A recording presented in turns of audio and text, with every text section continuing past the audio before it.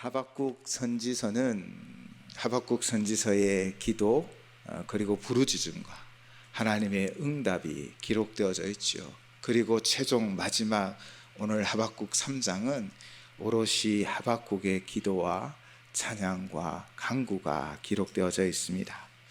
하박국의 기도의 마지막 부분이 오늘 본문이죠. 이 3장을 마무리하면서 우리는 다시 한번 이 하박국이 어떤 마음을 품었는지를 살펴보아야 될 것 같습니다. 그래서 다시 한번 그의 마음을 되새겨보면 그는 이 3장에서 이렇게 기도를 시작하지요. 하박국 3장 2절 말씀입니다. 여호와여, 내가 주께 대한 소문을 듣고 놀랐나이다. 여호와여, 주는 주의 일을 이 수년 내에 부응하게 하옵소서. 이 수년 내에 나타내시옵소서. 진노 중에라도 긍휼을 잊지 마옵소서. 아멘. 하박국 선지자가 부르짖었습니다. 주여, 속히 이 일을 이루어 주옵소서. 그러면서 그는 말하지요. 수년 내에 부응하게 하옵소서. 그런데 지금 하박국 선지자가 고백하고 부르짖는 부흥과 또 우리가 평소에 생각하는 부흥에 대한 생각들이 같을 수도 있지만 그러나 대부분 다를 것입니다. 우리가 평소에 생각하는 부흥이라는 것은요, 어쩌면 숫자가 많아지고 교회의 교세가 늘어나는 것입니다. 바로 성장, 성공, 이것들을 의미해 두는 경우들이 종종 있다라는 것이지요. 그러나 하박국의 부흥은 무엇입니까? 과정이 없는 결과를 말하지 않습니다. 바로 이 부흥은 하나님의 징계로 말미암아 정결하게 된 남유다, 바로 이 유다의 진정한 회복을 노래하고 있는 것입니다. 하나님의 징계로 말미암는 남유다의 회복이죠. 남유다의 제약으로 인하여 하나님은 갈대아인을 세우십니다. 물론 그들이 악하기에 하나님이 그들을 또 심판할 것을 말씀하여 주시지만, 그러나 이 갈대아인들을 통하여 하나님이 남유다를 징계하시겠다라고 말씀하셨고, 그로 말미암아 남유다는 회복의 역사를 또 만들어가는 것이지요. 이 사실을 들은 하박국은 놀랐습니다. 그러나 그는 이 악한 바벨론, 잔인하고 무자비하며 자신의 힘을 우상을 삼는 이 바벨론이 결국 남유다를 무너뜨리고 또한 괴롭게 하고 환난의 때를 만나게 하지만, 그러나 그 이후에 있을 부흥을 꿈꾸고 있다라는 것입니다. 2절에서 주의 일은 결국 바벨론을 통한 징계의 세월을 말하고 있지요. 그러나 그 징계의 세월이 있을지라도 누가 사는 것입니까? 바로 믿음을 가진 자가 사는 것입니다. 의인은 그 믿음으로 다시 살아날 것을 믿습니다. 의인은 어떠한 환난과 고난 가운데서도 믿음으로 살아가고 살게 되고 승리하게 되어질 줄을 믿습니다. 바로 이것이 하박국의 마음인 것이죠. 비록 고난이 있고 징계가 있고 어려움이 있을지라도 우리의 믿음이 다시 회복되어지면 다시 일어설 것이다 라는 믿음이 있었기에 하박국은 주의 일을 비록 그 징계가 있고 고난이 있지만 수년 내에 부응하게 하옵소서, 이 수년 내에 나타내옵소서라고 기도하고 있는 것입니다. 바벨론 징계 후에 남유다의 진정한 부흥을 그는 꿈꾸고 있는 것이지요. 그래서 그는 진노 중에라도 긍휼을 잊지 마옵소서라고 간구하며 기도하고 있는 것입니다. 진정한 부흥을 위하여 남유다의 제약을 자신의 제약처럼 고백하며 그는 그 제약을 움켜잡고 회개하며 하나님의 진정한 부흥을 바라고 있습니다. 바로 참 선지자의 모습이죠. 비록 남유다가 이 바벨론으로부터 공격을 당하고 무너짐을 당하고 고통을 당할 때 그 자리에 그가 있을지라도, 그가 그 고난 가운데 어려움을 당하고 힘들지라도 그는 이 터널이 지나면 환한 빛을 만날 것을 믿으며 오직 하나님의 징계를 통과한 후에 진정한 회복을 노래하고 있는 것입니다. 이 과정대로 역사적으로 남유다는 바벨론에 의하여 3번의 침공을 받아 포로로 잡혀가고 3번의 포로 귀환의 시대를 맞이하게 됩니다. 역사적으로 어떤 일이 있었는지 간략하게 소개를 해드리면 1차 포로 시절이 있습니다. 1차 포로 시절은요, 주전 606년 여호야김 3년 때에 있었습니다. 바벨론의 느부갓네살이 갈그미스 전투에서 애굽의 왕 느고를 이겼습니다.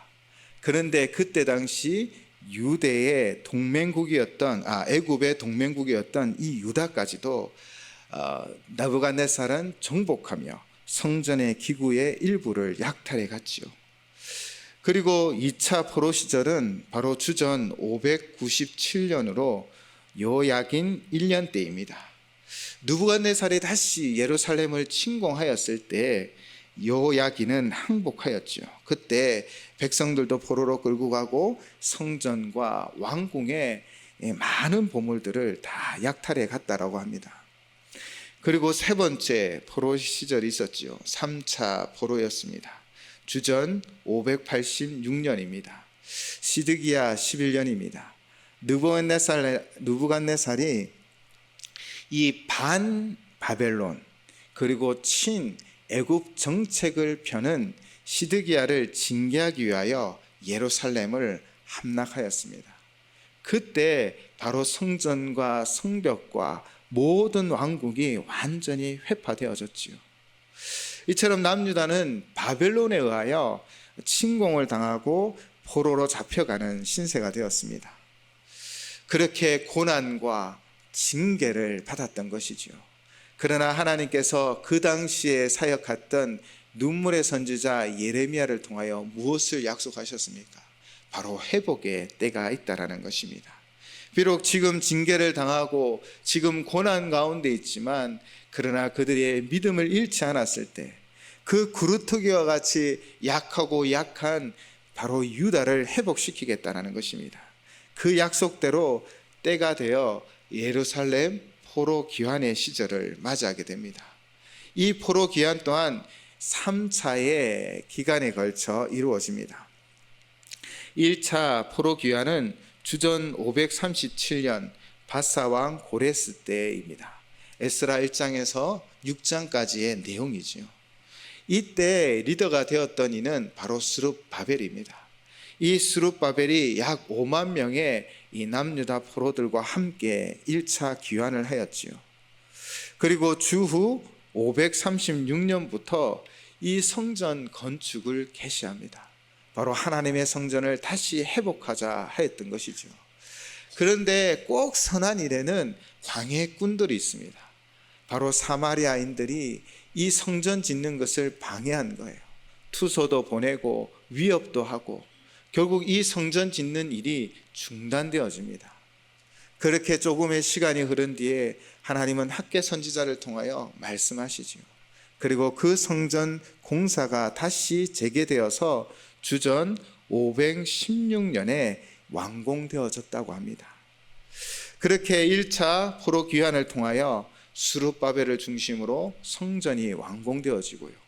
2차 포로 귀환은 주전 458년 바사왕 아닥사스다 1세 때 에스라 1세 때이고 에스라 1 7장에서 10절로 기록되어져 있습니다. 에스라를 중심으로 약 5천 명이 함께 귀환하였지요. 에스라는 성경학자이기도 했습니다. 그래서 그는 말씀으로 무엇을 하였냐면 바로 종교 개혁을 했습니다. 어쩌면 이스라엘 백성들이 하나님을 믿는 믿음의 백성들이었지만 그들이 이렇게 심판받아 징계받았다라는 것은 결국 그들의 신앙에 문제가 있었다라는 것입니다. 그러나 그들은 절기는 지키고 있었죠. 성전에서 제사도 드리고 있었습니다. 그런데 왜 그들이 무너져야 했습니까? 바로 그들이 말씀 중심 그리고 하나님 중심의 제사가 아니라 너무나 형식적인 늘 그냥 드려야 하는 제사이기에 드리고 마음도 중심도 없는 제사를 드리면서 나는 이 제사 드렸으니 다 되었다라고 생각하며 악을 행하였기 때문이지요. 결국 에스라를 통하여 다시 이들은 종교 개혁을 합니다. 그리고 그 당시 이방인과 통혼하여 상실한 신앙의 순수성을 회복하기 위하여 이방 여인들을, 아내들을 다 떠나보내게 하는 개혁을 추진하기도 하지요. 그리고 3차 포로 귀환이 있습니다. 주전 444년에 바사왕 아닥사스다 1세 때, 그 내용이 바로 느헤미야에 기록되어져 있죠. 3차 포로 귀환의 리더는 느헤미야입니다. 하나님은 느헤미야를 통하여 무엇을 재건하였지요? 바로 성벽을 제공하였는데 50일 만에 완공하였습니다. 성벽이 없으니 성전 안에 있는 남유다, 유다 백성들이 때로는 도적들을 만나고 적으로부터 보호를 받지 못하여 어려운 시절을 지내고 있었다는 것입니다. 그때 하나님은 느헤미야를 통하여 이 성벽을 재건함으로 그들을 안전하게 지켜주셨던 것이요. 이처럼 하나님께서는 역사를 주관하고 계십니다. 그 고난의 터널을 지나 그들을 정금과 같이 하여 주신다라는 것이지요. 예레미야를 통하여 이렇게 말씀하셨습니다. 예레미야 28장 11절입니다. 여호와의 말씀이니라. 너희를 향한 나의 생각을 내가 아나니 평안이요 재앙이 아니니라. 너희에게 미래와 희망을 주는 것이니라. 아멘. 하나님께서는 다 목적이 있으셨습니다. 그 목적이 무엇이었습니까? 평안을 주고 미래와 희망을 주고자 하시는 것이지요. 이를 위하여 우리 안에 있는 불순물을 제거했어야 합니다.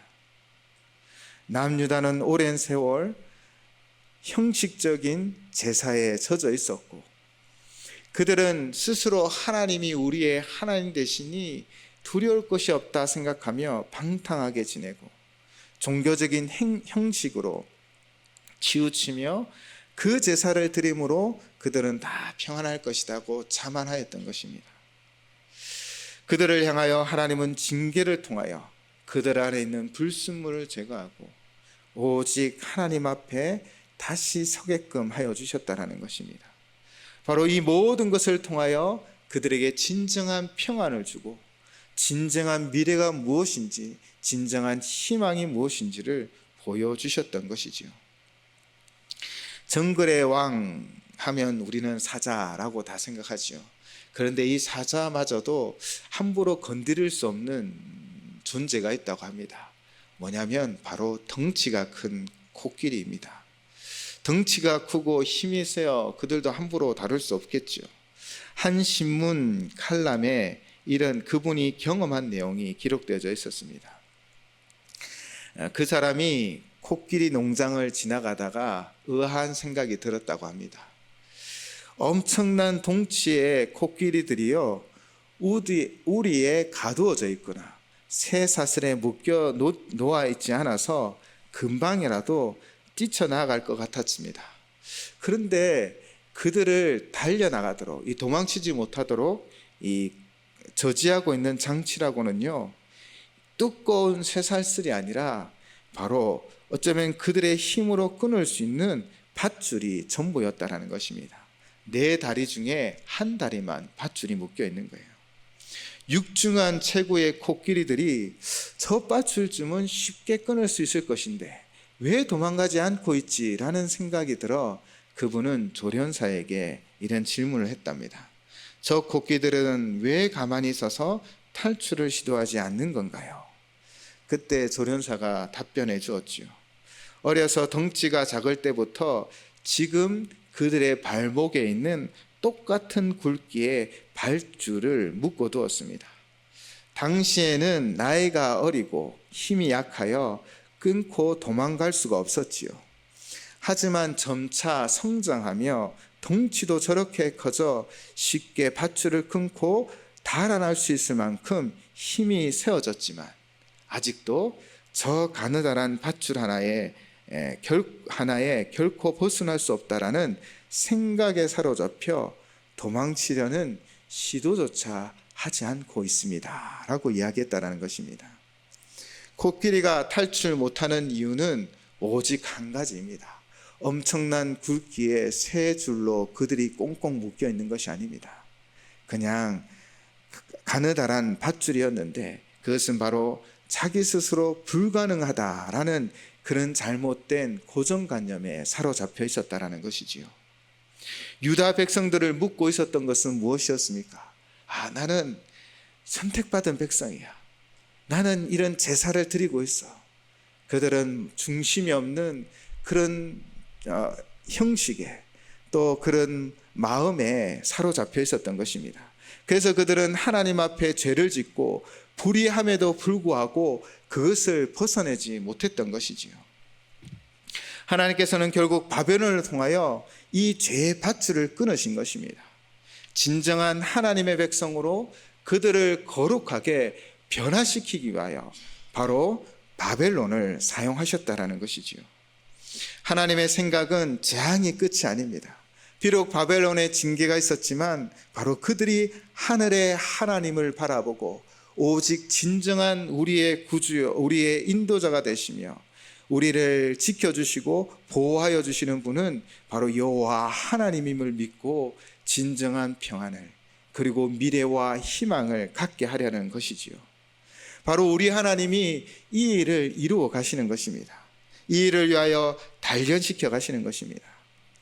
그러나 장차 임할 징계의 크기는 가늠할 수 없고 또 바벨론이 어떻게 무자비한지를 아는 이 하박국의 입장으로서는 그 고난이 때로는 두렵기도 했던 것 같습니다. 오늘 본문 16절 말씀입니다. 내가 들었으므로 내 창자가 흔들렸고 그 목소리로 말미암아 내 입술이 떨렸도다. 무리가 우리를 치러 올라오는 환난 날을 내가 기다림으로 썩이는 것이 내 뼈에 들어왔으며 내 몸은 내 초소에서 떨리는도다. 아멘. 이 16절을 해석할 때 내가 들었으므로 내 창자가 흔들렸고 그 목소리로 말미암아 내 입술이 떨렸다라는 이 의미가 이전에 하나님이 어떻게 세상을 심판하시는지, 하나님이 어떻게 바벨론을 심판하시고 그들을 구원하여 줄 것이라는 그 놀라운 말로 말미암아 그가 떨릴 수도 있었을 것입니다. 그러나 16절을 조금 더 깊게 생각해 보면 그도 두려워했던 것입니다. 보시면 환난 날을 내가 기다림으로 썩이는 것이 내 뼈에 들어왔으며 내 몸은 내 초소에서 떨리는도다. 그 환난 날이 무엇입니까? 하나님이 하박국에게 말씀하신 그 환난의 날은 바벨론의 심판과 징계였던 것이죠. 그날이 사실 하박국에게도 두려운 것입니다. 너무나 힘이 들어 뼈가 썩는 것처럼 고통스럽고 또 자신의 안전한 초소이지만 떨리기도 하였다라는 것입니다. 그런 현실적인 상황이 이 하박국의 현실이었습니다. 저는 이 말씀을 묵상하며 예수님의 겟세마네 기도가 떠올랐습니다. 누가복음 22장 44절은 이렇게 표현하고 있습니다. 예수께서 힘쓰고 애써 더욱 간절히 기도하시니 땀이 땅에 떨어지는 핏방울같이 되었더라. 아멘. 의학을 공부하신 분들은, 의학을 공부하신 이제 학자들 중에서는요, 극심하게 집중하면 이 모세혈관이 터져서 그 땀과 함께 핏방울이 떨어졌다, 맺혔다라고 설명하고 있습니다. 그만큼 예수님도 간절히 기도했다라는 것이죠. 예수님이 겟세마네 동산에서 간절히 기도한 그 내용이 무엇이었습니까? 누가복음 22장 42절입니다. 이르시되 아버지여 만일 아버지의 뜻이거든 이 잔을 내게서 옮기시옵소서. 그러나 내 원대로 마시옵고 아버지의 원대로 되기를 원하나이다 하시니 아멘. 바로 3번이나 예수님은 간절히 기도하셨습니다. 그 이유가 무엇입니까? 예수님께서도 이 가장 수치스럽고 고통스러운 십자가가 힘드셨던 것이지요. 그러나 주님은 이 길만이 생명의 길이요, 이 길만이 유일한 구원의 길임을 아셨기에 이 길을 묵묵히 걸어갑니다. 그래서 내 원대로 마시옵고 아버지의 원대로 되기를 원한나이다 라고 고백하며 십자가를 지셨던 것이지요. 예수님의 십자가의 사건이, 그 십자가의 형틀이 참 두려움으로 다가오셨으나 예수님은 우리를 위한 구원의 길을 바라보시며 견디고 인내하였다라는 것이지요. 하박국도 그와는 사실 비교는 할 수 없지만 그러나 두려움이 찾아왔던 것입니다. 그 환난 날이 두렵고 무서워서 창자가 흔들리고 입술이 떨리고 뼈가 썩어 들어가는 것 같고 몸이 몹서 떨렸다라는 것이죠. 그런 떨림이 있었지만 하박국은 이렇게 기도하지 않았습니까?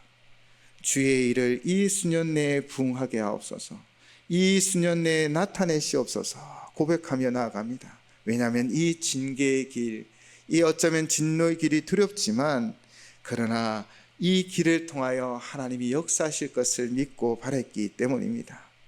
그러면서 하박국은 그 눈을 들어 산을 바라보기 시작합니다. 바로 여호와를 바라보기 시작하지요. 그런 두려움이 있고 무서움이 찾아올 때 그가 무엇을 고백하고 누구를 바라보았습니까? 바로 오늘 본문 17절 18절 말씀입니다. 우리 17절 18절 말씀은 한 목소리로 함께 봉독하도록 하겠습니다. 비록 무화과 나무가 무성하지 못하며 포도나무에 열매가 없으며 감람나무에 소출이 없으며 밭에 먹을 것이 없으며 우리의 양이 없으며 외양간에 송아지가 없을지라도 나는 여호와로 말미암아 즐거워하며 나의 구원의 하나님으로 말미암아 기뻐하리로다. 아멘. 그가 만나는 이 긴 터널과 같은 고난과 진노의 자리일지라도 결국 그 속에서 하나님은 우리를 인도하여 주실 것이고 그 빛을 비추어 주실 것이라는 그 믿음으로 바라보고 있는 것이지요. 그리고 그 터널 끝에는 환한 빛으로 또한 정금으로 우리를 빛나게 하여 주실 여호와를 찬양하고 있는 것입니다.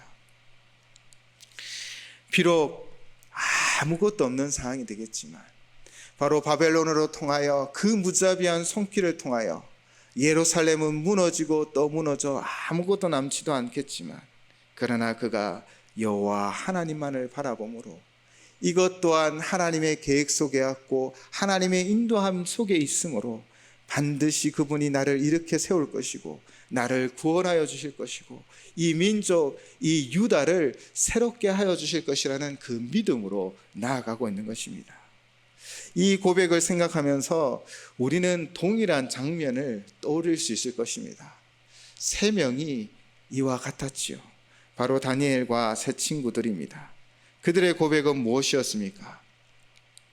유다의 포로 시절 학자들은 1차 또는 2차에 이들이 포로로 잡혀갔을 것이다 라고 이야기하고 있습니다.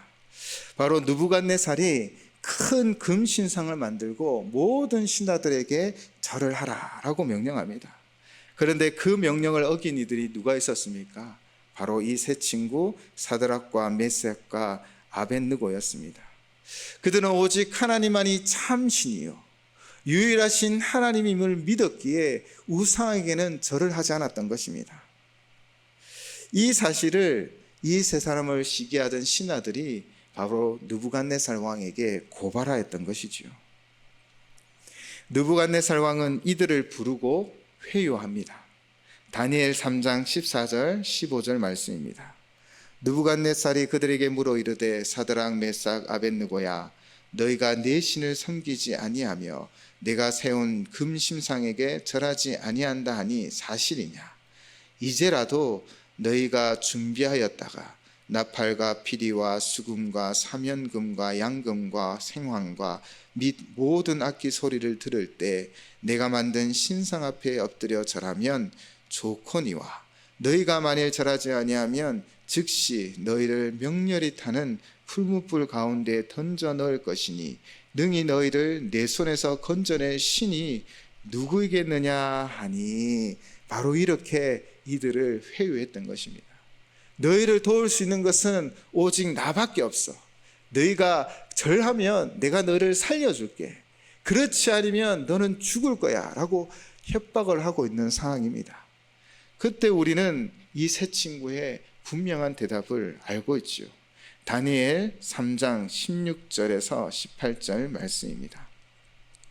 사드락과 메삭과 아벳느고가 왕에게 대답하여 이르되 느부갓네살이여 우리가 이 일에 대하여 왕에게 대답할 필요가 없나이다. 왕이여 우리가 섬기는 하나님이 계시다면 우리를 맹렬히 타는 풀무불 가운데에서 능히 건져내시겠고 왕의 손에서도 건져내시리이다. 그렇게 하지 아니하실지라도 왕이여 우리가 왕의 신들을 섬기지도 아니하고 왕이 세우신 금심상에게 절하지도 아니할 줄을 아옵소서. 아멘. 새 친구들은 평소보다 7배나 뜨거운 풀무불에 던져진다 할지라도 하나님을 믿고 섬기겠습니다. 하나님만이 자신들의 진정한 구원자가 되어주시기 때문입니다 라고 당당하게 선포하고 있는 것입니다. 잠시 세상에 굴복하여 편안함보다는 이 진정한 구원자가 되시고 우리의 영혼을 지키시며 보호하시고 인도하시는 바로 여호와 하나님만을 섬기겠다라는 그 분명한 신앙 고백인 것이죠. 이들의 새 친구들의 믿음은 무엇입니까? 그렇게 하지 아니하실지라도. 하박국의 믿음과 연결되지요. 비록 17절에 보시면 비록 무화과 나무가 무성하지 못하며 포도나무에 열매가 없으며 감람나무에 소출이 없으며 밭에 먹을 것이 없으며 우리의 양이 없으며 외양간에 소가 없을지라도. 아멘. 바로 이 하박국의 믿음과 연결되어져 있는 것이지요.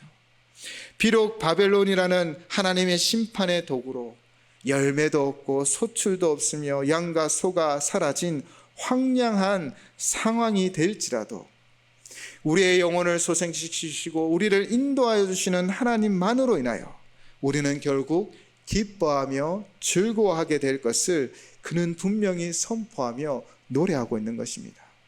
우리는 여호와로 말미암아 즐거워하며 나의 구원의 하나님으로 말미암아 결국에는 기뻐하게 될 것을 믿습니다. 하나님은 예레미야에게 주셨던 말씀대로 결국 평안과 미래와 희망을 주십니다. 예수님께서도 아버지여 만일 아버지의 뜻이거든 이 잔을 내게서 옮기시옵소서. 그러나 내 원대로 마옵시고 아버지의 원대로 되기를 원합니다 라고 고백할 수 있었던 것은 바로 이 고난 십자가를 통하여 구원의 길, 생명의 길이 열리기 때문이지요. 이 길을 위하여 주님은 모든 십자가의 길을 참으시며 인내하시고 견뎌내셨고 결국 온 인류의 구원의 길을 활짝 열어주셨습니다. 그러므로 누구든지 주의 이름을 부르는 자는 구원을 받습니다. 고난이 없는 영광은 없습니다. 고난을 견뎌내고 인내하여 낸 자만이 영광을 얻을 줄을 믿습니다. 비록 징계로 황폐하게 된 황량한 땅에 서 있을지라도 구원의 하나님의 역사가 반드시 응답하여 주실 것을 믿으며 그는 여호와로 인하여 기뻐하고 구원의 하나님으로 인하여 기뻐한다라고 고백하며 선포하고 있는 것입니다. 우리 또한 우리의 삶을 인도하시는 분이 누구이신지를 분명히 고백하며 나아가셔야 합니다. 하나님은 우리의 삶을 인도하여 주십니다. 어떠한 상황, 환경, 모든 것 위에 뛰어나신 하나님이 모든 것을 합력하여 선을 만들어 가시는 것입니다. 때로는 내가 이해하지 못하고 내가 알 수 없지만 그 속에서도 하나님은 계획이 있으십니다. 우리 안에 진정한 평안을 주시고 미래와 희망을 주시기 위한 것이지요. 그래서 그분은 18절 하박국은 이제 19절 상반절로 이렇게 선포합니다. 주 여호와는 나의 힘이시라. 나의 발을 사슴과 같게 하사 나를 나의 높은 곳으로 다니게 하시리로다. 아멘. 미국에 한 아이가 태어났습니다. 너무나 몸이 약하여 곧 죽을 것이라고 사람들은 다 서로 이야기했습니다. 그러나 그 아이가 자라났죠. 살고 자라났습니다. 그런데 17세 때 그리고 22세 때에 3번의 말라리아에 걸려 죽을 뻔했습니다. 그리고 19살 때에는 천연두에 걸리고요. 또 20살 때에는 늑막염에 걸렸습니다. 35세 때에는요 급성이질에 걸려 죽을 고비를 넘겨야 했습니다. 그리고 43세 때에는 치아가 거의 쓰지 못할 고통 가운데 빠지기도 했답니다. 그러나 그의 마음속에는요 이런 마음이 있었답니다. 하나님이 나를 택하여 주시고 항상 하여 주시고 인도하시는 건 나에게 사명이 있어. 나는 하나님 주신 사명이 있어 라고 자기 스스로를 위로하며 그 믿음으로 견뎌내었다고 합니다. 그가 43살 때에 1775년에 그는 미국 혁명군의 총사령관이 되어 이 독립군을 지휘하여 승리하는 국민적 영웅이 되었습니다. 그리고 12년 후에는요, 바로 미국의 대통령이 되었습니다. 그가 바로 조지 워싱턴이었습니다. 하나님이 선택하여 주셨다라는 그 확신의 믿음으로 그는 비록 아무것도 없는 상황에서도 낙심하지 아니하고 오직 하나님을 바라보며 견뎌내었던 것이지요. 그래서 그는 역사를 만들어가는 하나님의 도구가 되었습니다. 이처럼 조지 워싱턴은 오직 하나님만 바라며 비록 그의 삶에 때로는 정말 아무것도 없는 것처럼 텅 비어져 있었지만 그러나 그 마음에 오직 하나님으로 가득 차 있었고 하나님의 역사를 믿었기에 결국 하나님 앞에 쓰임받는 사람이 되었던 것이지요. 그 믿음이 오늘 19절과 연결되어져 있습니다. 주 여호와는 나의 힘이시라. 나의 발을 사슴과 같게 하사 나를 나의 높은 곳으로 다니게 하시리로다. 아멘. 주께서 힘을 더하여 주실 것입니다. 우리의 발을 사슴과 같이 하여 주실 것입니다. 나를 높은 곳에 다니게 하여 주실 것을 믿으시기 바랍니다. 지금 하박국의 이 고백은 모든 것을 이룬 이의 고백이 아닙니다. 그리고 또 고난의 현장도 아닙니다.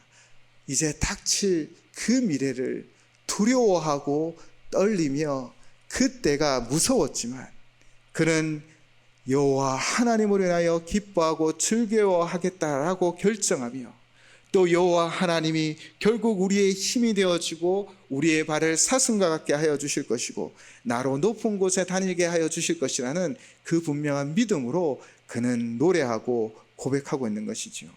바로 조지 워싱턴의 믿음인 것입니다. 때로는 창자가 흔들리고 입술이 떨리며 뼈가 썩어져가는 것 같고 몸이 떨리는 상황이 닥쳐와도 그래서 아무것도 없고 아무것도 없는 상황일지라도 우리가 일어설 수 있는 단 하나의 이유는 오직 여호와 하나님이 우리의 구원자가 되어주시고 우리의 인도자가 되어주시기 때문입니다. 하박국 선지자는 민족의 선지자로서 최전선에서 기도하고 말씀을 선포하였습니다. 그러나 그도 예레미야처럼 어쩌면 회개하지 않는 이 남유다의 징계를 바라보게 되고 또 그 환난 가운데 그 중심에 있게 되었을지 모르겠습니다. 그 진노의 소동돌이 속에서 어쩌면 고난의 떡을 먹고 환난을 당하겠지만 그리고 자신도 아무것도 남지 않는 그 모든 것이 무너지는 그 상황을 만나겠지만 그는 계속해서 노래할 것입니다. 주 여호와 구원의 하나님으로 인하여 즐거워하고 기뻐하리라. 나의 힘이 되시고 나의 발을 사슴과 같게 하여 주실 것이며 나를 나의 높은 곳으로 다니게 하시리로다. 이 하박국의 기도가 우리 모두의 기도가 되시기를 바랍니다. 하박국의 이 선포가 우리의 삶 가운데 분명히 이루어지시기를 믿으시기 바랍니다. 고난 없는 영광은 없습니다.